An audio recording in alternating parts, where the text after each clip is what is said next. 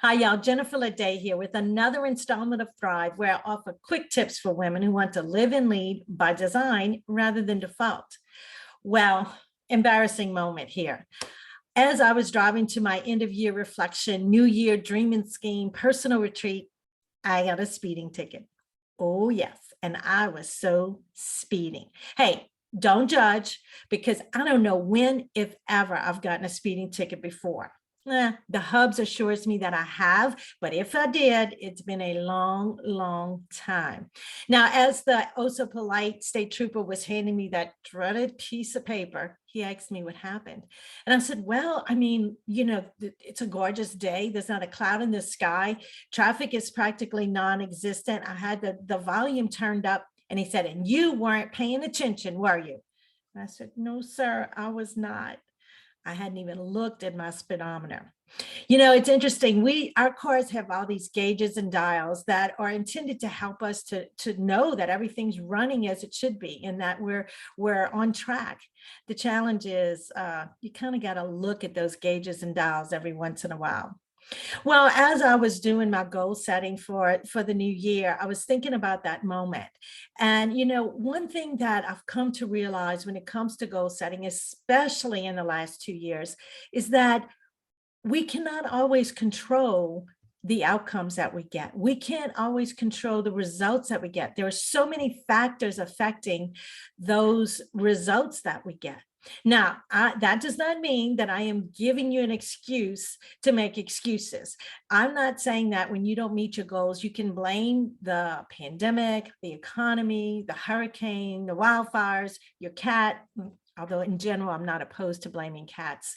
I'm just saying, no, we don't make excuses, but we know that the one thing you can control is yourself, your actions, your behaviors, your mindset.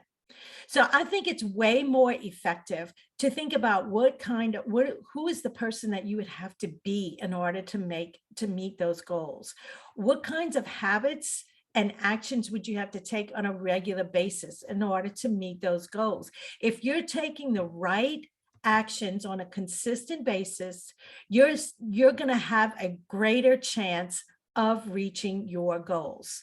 Now, in other words, I'm talking about focus on setting process goals rather than outcome goals. All right. Set goals that have to do with forming a certain habit, let's say.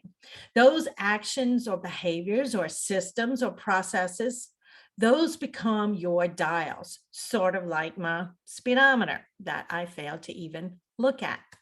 Now, if you'd like more details on setting goals in this way, check out my Facebook and my LinkedIn posts on this topic. Now, another technique that I have been using for the past several years, and I absolutely love it, is I pick 3 words that I want to use to describe how I want to feel or what I want to focus on for the year ahead. Some people they decide to pick one word for the year. Some people like to pick a word for the quarter.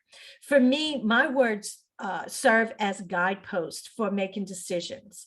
And I use those words to see if I am making decisions on track with my priorities. As women leaders, as wives, daughters, mothers, sisters, all the different roles that we play in life, so often we put everybody else's priorities ahead of our own.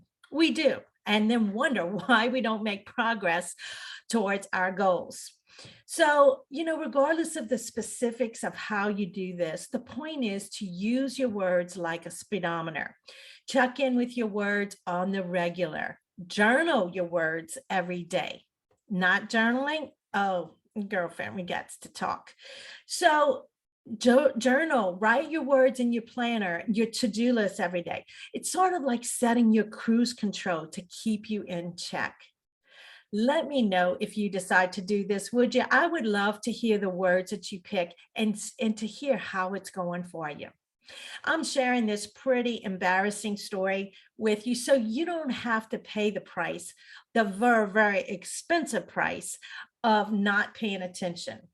Now, if you'd like the support of a seasoned mentor and coach, as well as the support and wisdom of a group of pretty smart, savvy women leaders, let's talk. You may be a good fit for my Thrive Women's Leadership Roundtable.